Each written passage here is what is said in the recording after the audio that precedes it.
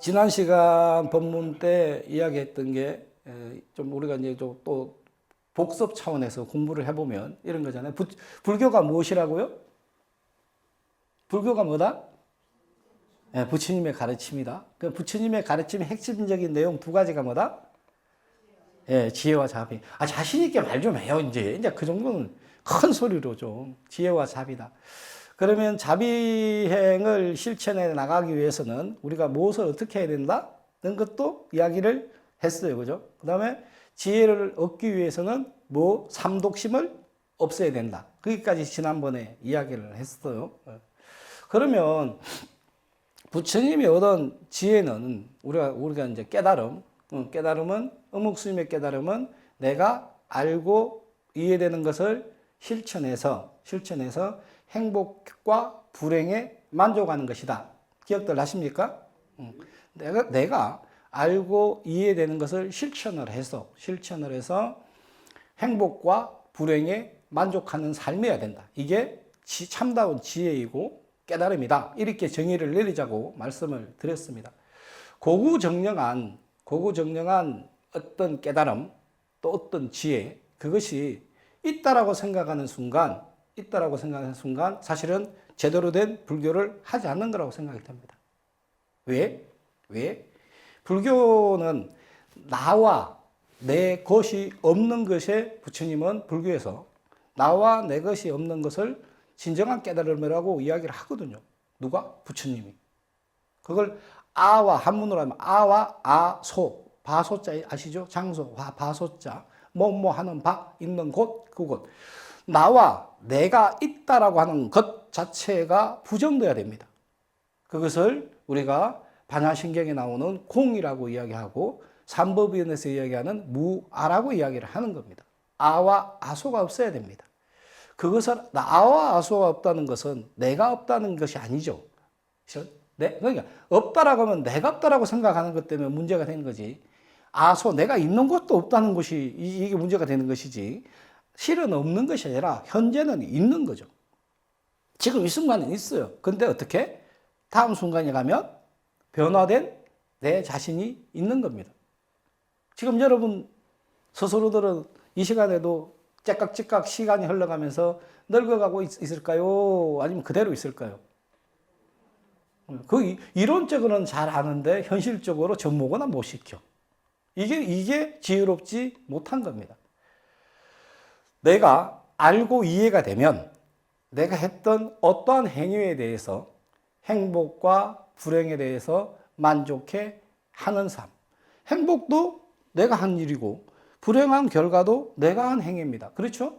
그런데 내가 행복해 했을 때만 내가 한 행위에 대해서 받아들이고 불행한 결과에 대해서는 받아들이지 않는 삶은 옳은 삶일까요? 옳은 삶이 아닐까요? 맞죠? 예. 우리는 그렇게 살아가는 삶이어야 됩니다, 사실은. 그런데 그 불행은 잘 안 받아들이려고 합니다. 멀리 하려고 생각해요. 자꾸 밀어내려고 하고 있어요. 그 불행한 삶을 받아들여야지만이 내가 조금씩 변화된 자신을 만들 수 있습니다. 그게 부처님께서 말씀하셨던 완전한 인격체를 만드는 겁니다.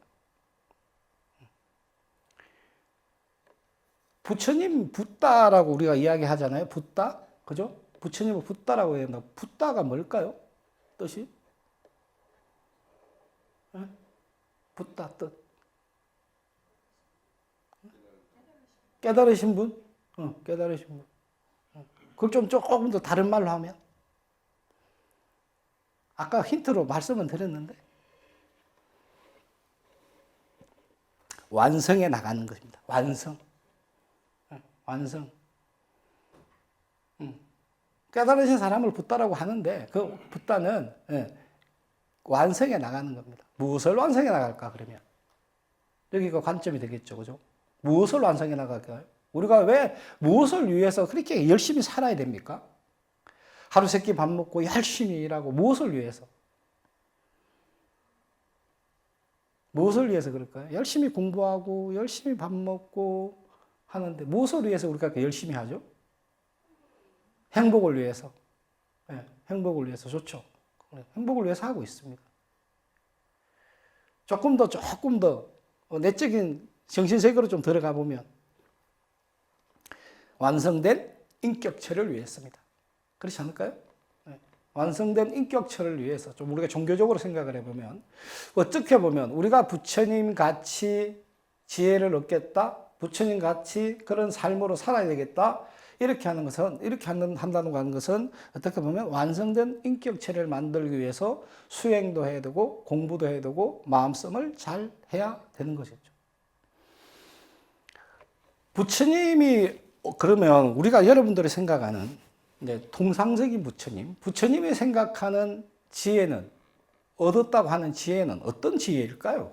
그런 거 생각해 보신 적 있어요? 무조건 부처님이 되려면 지혜도 얻어야 되고 자비심도 많아야 되고 지혜와 복덕을 다 다 만족하신 그분이 우리가 부처라고 이야기를 하고 있어요.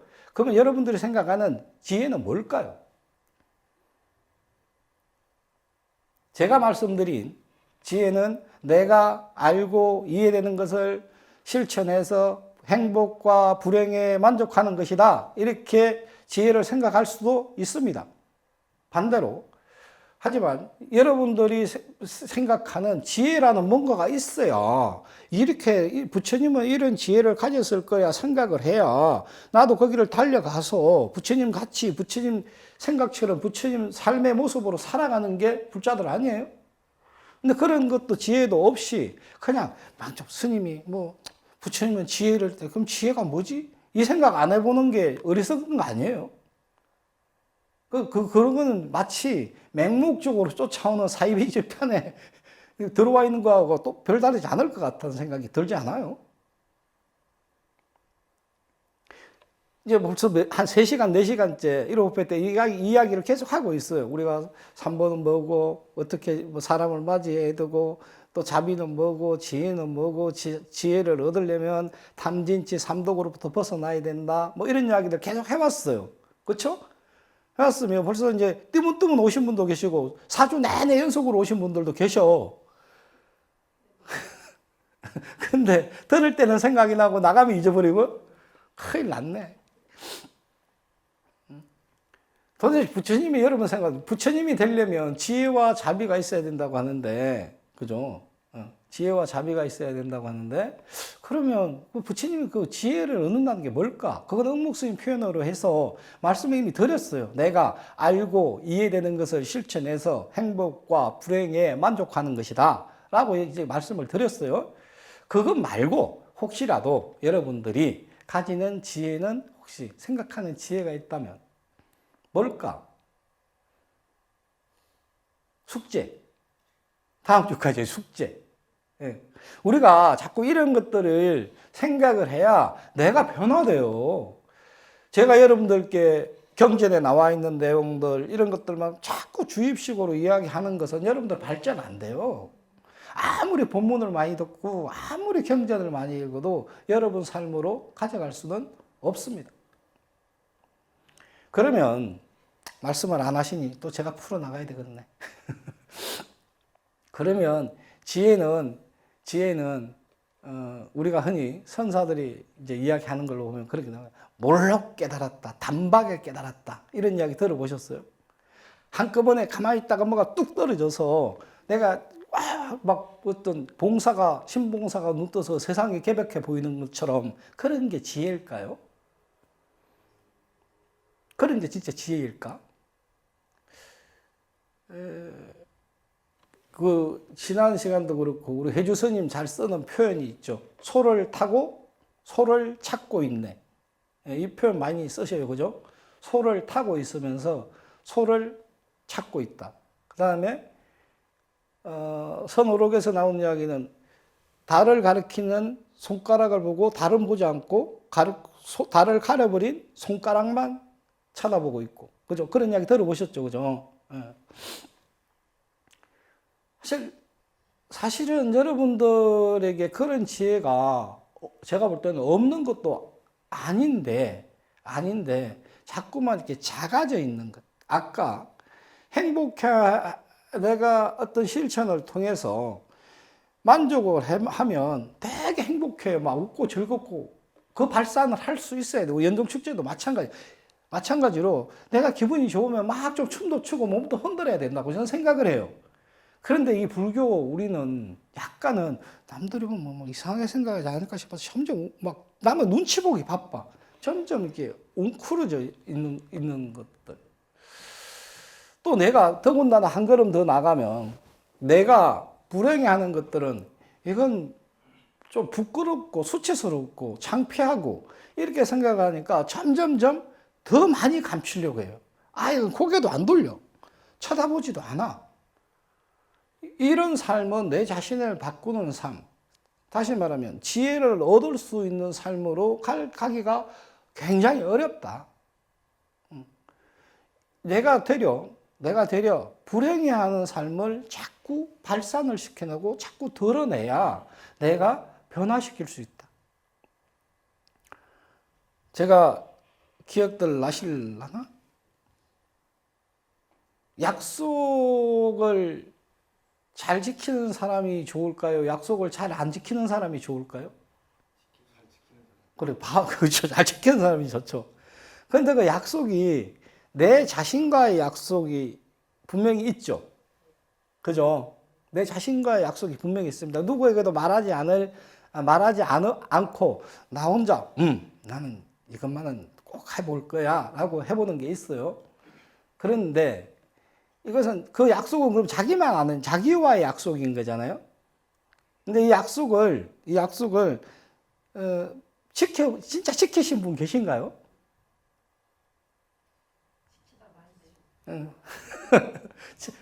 끝까지 제가 볼 때는 끝까지 진짜 확실하게 그 약속을 지킨 사람은 몇 명 안 돼요.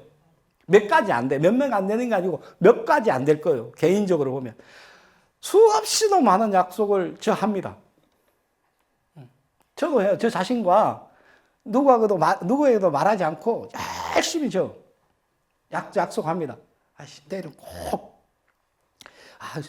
어제 술을 많이 먹었더니 속도 쓰리고 아침 밥맛도 없고 나 술 한 일주일도 쫙 안 먹을 거야. 애나 꽁떡이래라. 병원에 갔더니 콜레스테롤 수치가 높대. 나 고기 좀 안 먹고 채식하고 운동 좀 할 거야. 며칠 안 합니다. 인간이 기본적인 가지는 욕구 자체가 보면 먹고 싶고, 그쵸? 보면 먹고 싶고, 달려가게 돼 있거든요. 거기서부터 자유스러워야 참다운 지혜를 가진다고 봅니다, 저는. 우리가 반야신경에 나오는 구조 보면, 무슨, 오온이 공한 것을 알면, 내 자신이 공한 걸 알면, 모든 고액난으로부터 벗어난다 했어요. 근데 내가 가지는 이 몸뚱아리 자체가 이게 욕심덩어리인데, 오늘 윤홍준이 안 왔네. 윤홍준이가 이쁜 여자친구 보면 고개가 이렇게 돌아가요. 몸은 이렇게 가고. 이거 본능이거든요. 본능이에요. 치킨집, 통닭치킨 있는 냄새 나면 먹고 싶은 생각 드는 게 당연해요. 이 빵 굽는 마을, 어쩌다 지나가다가 아침에 밤 9시 되면 빵 나오거든요. 이게 굽는 냄새 나오면 아침밥 먹고도 맹긴지 또 먹고 싶어. 그렇죠? 인간이 가지는 신체적인 구조입니다. 그걸 절제를 하냐, 절제를 못 하느냐에 따라서 지혜를 얻을 수 있냐, 못 얻느냐의 차이죠. 그런데 내가 내 약속을 내 자신과 했어요. 근데 그 약속을 지키지 않았다고 해서 다른 사람들이 나에게 너 거짓말장이야 라고 말 안 하죠. 왜? 아무에게도 내 약속을 이야기한 적이 없으니까. 그런데 내 자신의 생각을 보면 나는 내 자신에게 거짓말을 했던 거짓말장인 거예요. 약속을 지키지 않았으니까. 그런 약속은 앞으로 절대 하지 마세요. 여러분들 스스로 결심을 했다 하더라도 그런 약속은 하지 마세요. 어떤 약속을 해야 될까? 내가 이렇게 하려거든. 우리 가족들, 친구들한테 내가 한 약속을 자꾸 알려줘야 됩니다. 내가 불행했던 요소들을 감추려고 하지 말려고 하는 것처럼 내 자신의 약속도 다른 사람들에게 자꾸 알려줘야 돼요. 그래야 다른 사람들이 나의 호법 신장이 되겠죠. 어떤 호법 신장? 야, 너 지난번에 그걸 하겠잖아. 야, 너 살 5kg 감량한다면서 또 먹어? 근데 자기한테 약속은 그게 안 돼요. 두 총재님들 되게 재미나게 웃으시네. 자기들 이야기 하는 것 같으니까 저렇지, 지금. 실제로 그렇습니다. 마치 이런 거죠. 제가 늘 했던 표현으로 하면. 그것이 도둑질을 했어요? 도둑질을 했는데 내가 남들에게 내가 한 도둑질을 들켜야 나는 도둑놈이 되는 것처럼. 그죠? 내가 한 도둑질을 남에게도 한 번도 들키지 않았어요. 그러면 나는 남들에게는 최소한 도둑놈이 아니죠. 하지만 내 자신에게는 도둑놈이에요.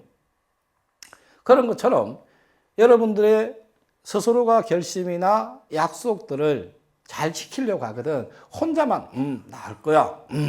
나 아침에 일어나서 매일 108배 할 거야. 하루 밥 먹기 전에 간선보살 3번씩 하고 밥 먹을 거야. 그건 여러분도 혼자 약속이죠.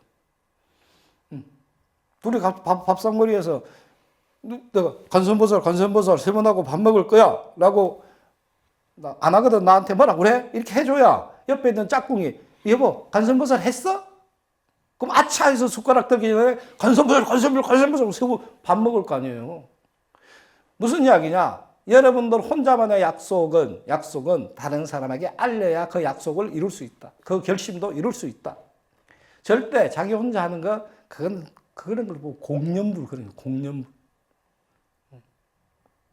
최소한 그게 끝까지 다 지켜지지 않더라도 단 3일이라도 내가 했던 결심들이 다른 사람의 그게 신장의 역할입니다. 여러분들 도와주는 신장이 다 더불어 함께 사는 그런 지혜를 좀 가졌으면 좋을 것 같아요.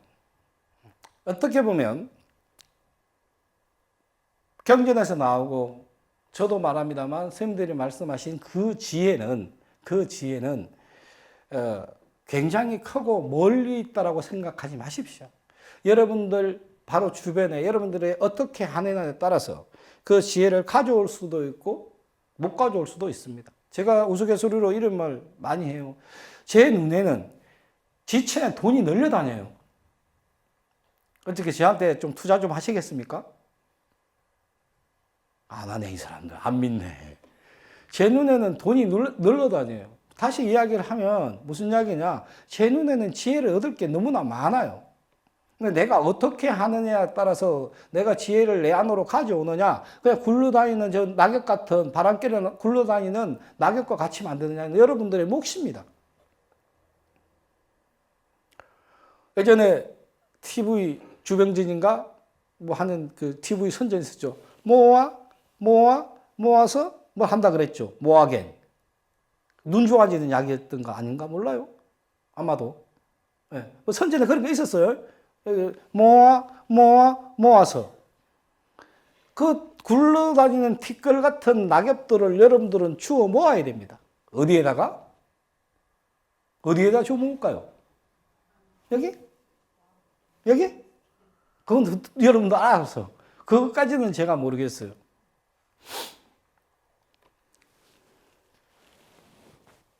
지혜가 없다라고 생각하는 분이 여기서 대다수겠죠? 나에게는 지혜가 없어 생각하시는 분 땅을 향해서 손 들어보세요. 봐, 다 그렇잖아. 땅을 향해서 손 들고 계시니까. 근데 여러분들은 지혜가 없는 분들이 아니에요. 왜 그 바보스럽게 생각을 하는지 몰라. 실은 바보스럽지 않잖아. 우리 굉장히 잘난 존재들이잖아요. 훌륭한 존재들이잖아요. 그렇지 않아요? 여러분들 훌륭하지 않습니까? 네? 나름. 근데 왜 자꾸만 그렇게 하세요? 왜 그렇게 지혜스럽지 못하게 될까? 영묵스님은 뭐가 저렇게 해서 큰 소리 뻥뻥 치고 있을까? 생각해 보면 내 자신이 떳떳해지면 나 자신에게 다시 말하면 거짓이 없으면 내 자신에게 거짓이 없으면 내가 떳떳해질 수밖에 없습니다. 근데 내 자신에게 내가 거짓이 있으면 내가 떳떳해지기가 좀 힘들어요. 왜? 양심에 찔리거든. 양심에 찔리거든. 그래서 제가 그랬어요. 수행은 진짜 지혜를 얻으려면, 그죠? 기억들 해보세요. 양심의 털 뽑기. 맞아요. 자기 양심의 털을 자주 뽑아내는 사람이 수행을 잘하는 사람이고 지혜로운 사람입니다. 우리는 지혜는 다 가지고 있습니다. 그런데 이게 내가 가지고 있는 지혜와 탐진치, 삼독이 같이 아울러져 있습니다. 이게 혼재되어 있어요. 언제 어느 때, 그래, 나 1단계는 어떻게 좀 지혜롭게 내가 제어를 했어요. 근데 2단계 딱 가면 어느 순간에 욕심이 딱 나오게 되면 다시 이게 내가 가졌던 지혜보다는 전혀 다른 방향으로 흘러가요. 또 3단계 가면 또 그렇게 되겠죠. 내가 가지고 있는 지혜가 발현이 됐을 때 그 지혜를 잘 키우려고 생각을 해야 되고, 또 거기에서 생겨나는 탐진치 삼독의 이 양심을 잘 뽑아내는 연습들을 해야 되는데 이 두 개를 같이 키우는 거예요. 하나는 삼독심의 싹을 키우고 하나는 지혜는 지혜대로. 근데 이 지혜는 키우려고 생각을 하지 않고 그냥 내 거라고 생각을 하고 있는 거예요. 내가 지혜롭다고 생각을 별로 안 해. 아까 부처님이 말씀하신 아와 아소, 나와 내 것이라고 하는 것, 여기에 대해서 집착을 해서는 물론 안 됩니다. 하지만 이걸 소중한 것은 알아야죠. 이게 소중한 것은 알아야 됩니다. 아와 아소. 그래서 부처님이 이야기하려고 지금 지금까지 이렇게 길게 왔어요. 무슨 이야기? 부처님 탄생기 이야기 하려고요. 부처님 탄생기 아시다시피 천상, 천하, 유화, 독종. 그죠? 너무나 많이 들어봤고 우리 잘 알고 있습니다. 제 아버지가 할아버지 영향을 이렇게 받아가지고 할아버지가 절에 사셨어요. 스님 아니었고 서당에 일제시대 때 그 할아버지가 절에서 한 3년 동안 서당 생활을 하셨대요. 그러니까 이제 학교를 못 가고 하니까 그때 식자청이 누구예요? 스님들이잖아요. 스님들인데 스님들이 이제 먹고도 뭐 그러니까 하여튼 양식을 받아가지고 절에서 사셨는데 그 영향으로 아버지가 주워들은 풍월이 있는 거예요. 젊었을 때. 그러니까 맨날 되면 천상 천하 유화 독존이고 임마 이놈아 사람 위에 사람 없고 사람 아래에 사람 없다. 무슨 말씀 들으셨어요? 사람 위에 사람 없고 사람 밑에 사람 없다. 제가 어렸을 때 귀에 못이 박히도 그 이야기 들었어요. 근데 제가 출가를 해서 이렇게 보니까 그 이야기가 문법적으로는 별로 맞지 않는 이야기예요, 사실은. 천상 천하 유화 독존과 아버지가 말씀하셨던 사람 위에 사람 없고 사람 밑에 사람 없다. 근데 이걸 다시 이제 각색을 해보면 이런 거잖아요. 사람 위에 사람 없고 사람 밑에 사람 없다. 이 이야기를 다시 각색해 보면 사람들은 다 존귀하다. 이 이야기거든요. 하나하나의 인격체가 다 훌륭하니까 함부로 하지 마라. 이 이야기잖아요. 그죠? 이게 천상, 천하, 유화, 독존과 똑같습니다. 맥락적으로. 얼핏 그 문법적으로 해석하면 이렇게 생각할 수 있죠. 천상, 천하, 하늘과 하늘 밑에 유화, 독존, 내가 오직 존귀하다. 이렇게 해석할 수 있는데 사실 그런 의원보다는 있는 나와 독립된 존재들, 나 위에 독자, 나 위에 하나하나의 존재들이 다 존귀하다. 이런 뜻이거든요. 부처님의 지혜는, 첫 번째 지혜는 저는 거기서 출발을 했다라고 생각을 합니다.